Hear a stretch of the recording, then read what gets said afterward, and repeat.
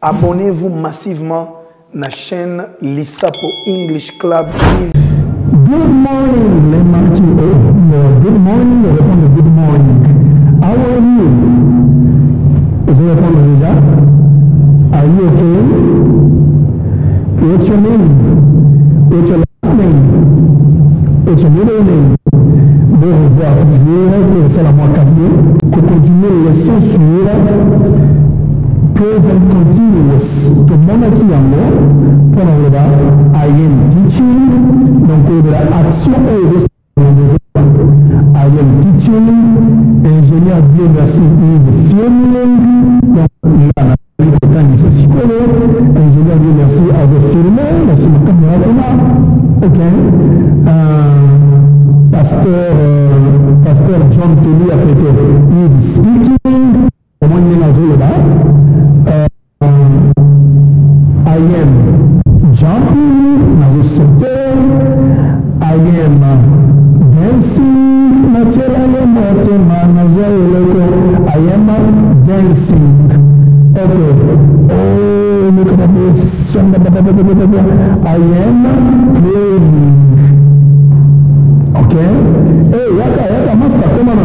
I am calling someone. Nazo meeting. Okay. Example like that. Parce que Congo, I am crying. I am crying.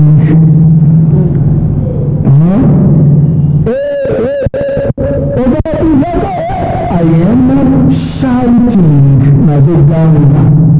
I am shouting. I am laughing. I am laughing. Alors, voilà tout le monde a dit phrase affirmative, tout le monde a dit phrase négative. Par exemple, I am not eating.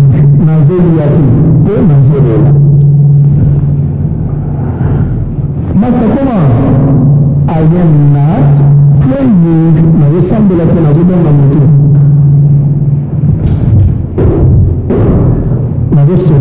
I am not dancing.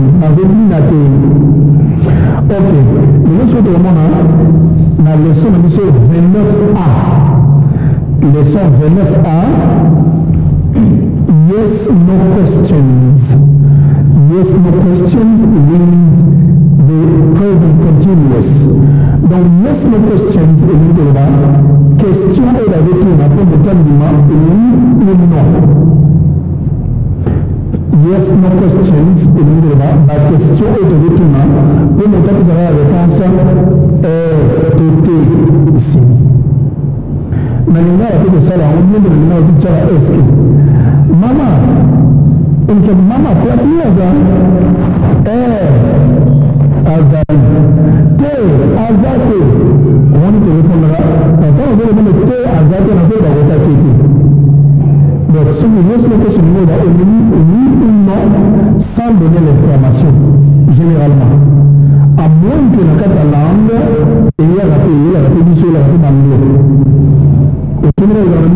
Yes, I am, ma phrase.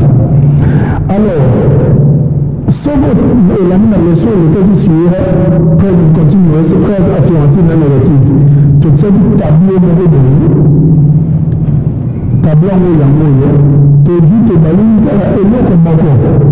Au moins, tu as élevé, tu vis subject, la sujet comme numéro 1, tu vis helping verb comme numéro 2. Helping verb à yéne bandi, subject à quel bandi. Alors, si quoi par exemple de là, I am speaking English. I am speaking English. Quand vous dites un moment là que le nom du bosso, n'a autant à am I speaking English? Am I speaking English? C'est une question. Là, vous avez yes, no question. ce sont les mots de am I speaking English? Montana will say, yes, you are.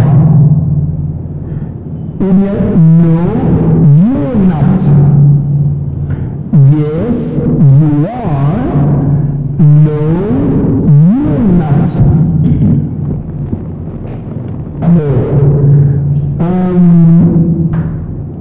Nalobi Misusu, Nawoki Nabeti, ingénieur d'INRC, par exemple, are you, par exemple, ingénieur, you are feeling, you are, mais si on est une question là, are you feeling? Are you feeling? Est-ce que vous êtes feeling? Yes, I am. No, I'm not. Or no, I'm not sort of feeling. Alors, yes, I am.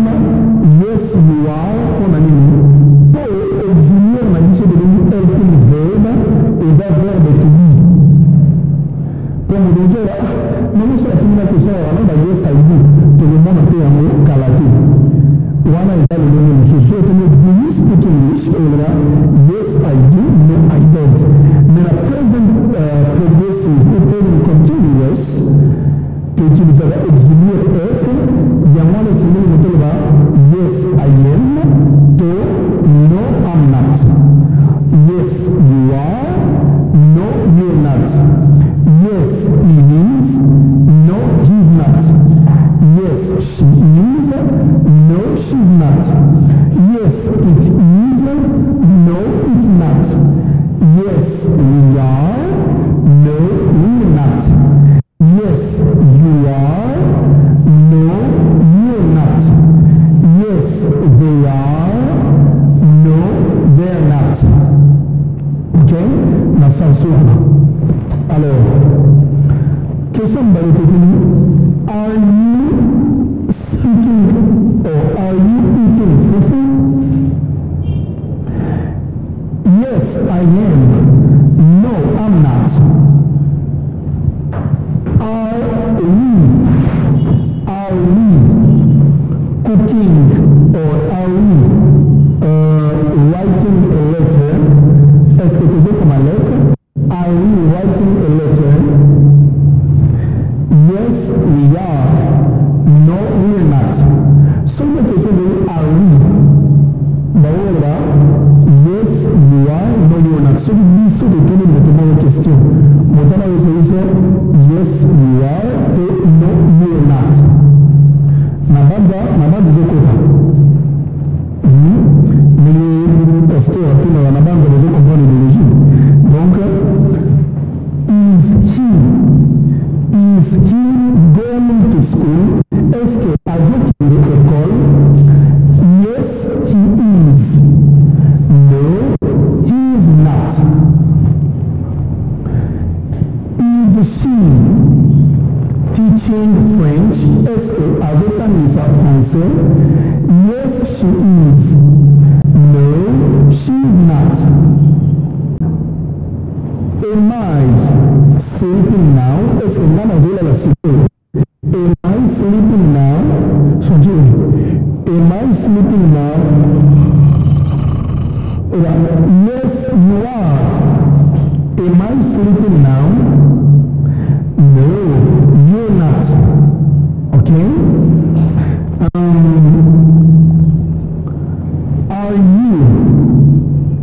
Are you praying now?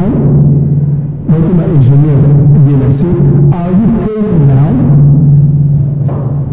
Is not, no, I'm not. Position name as a no, I'm not. Are you filming, shooting a movie here? Yes, oui, je suis en train de filmer. Ok?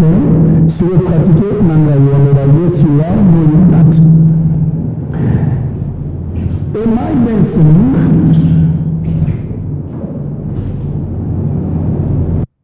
Réponse aux amis, yes, you are. Yes, you are. Oui, les amis, là.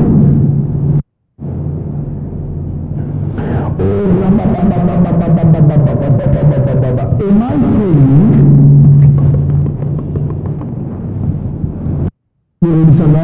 Yes, you are.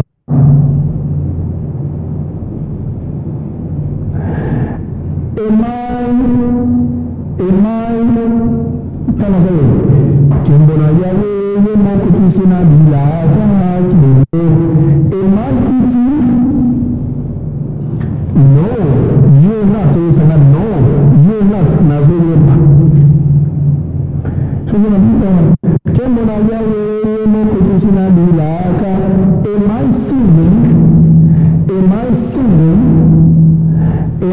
singing?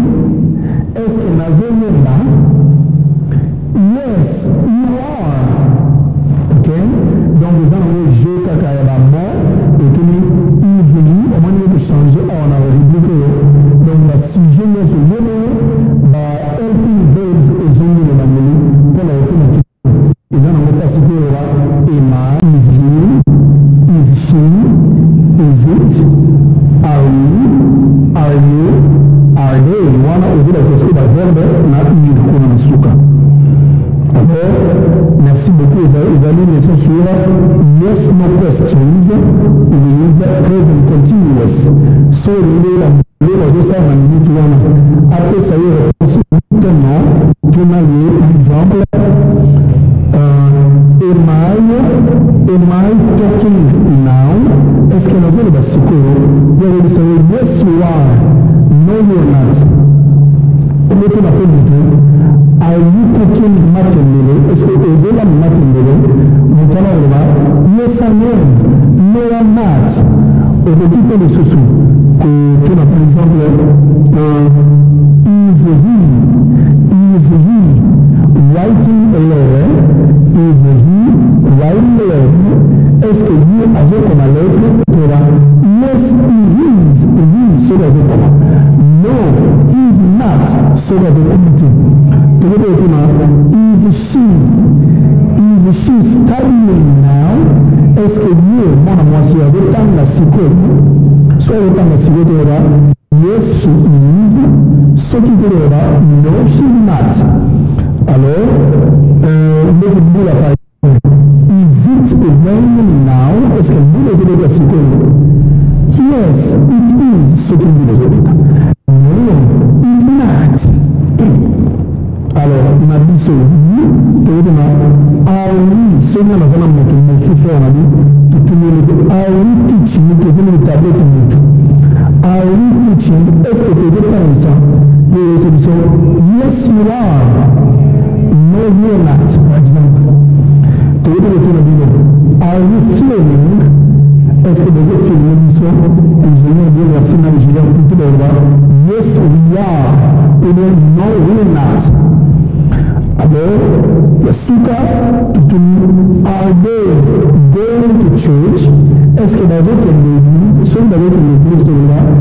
Yes, they are. No, they are not. They are one of the yes, no questions, present continuous. Merci beaucoup pour l'attention particulière. Nous avons toujours la 081 68 01 002. Côté santé, finalement, la mission, la cloche, la mission, on a la table, la chaîne, la mission. Merci beaucoup. Il est là, beaucoup. Total, utile, la carte YouTube, pour que jeunesse, il y a Congo, et dans la jeunesse, de relever des défis. Merci beaucoup. Ciao.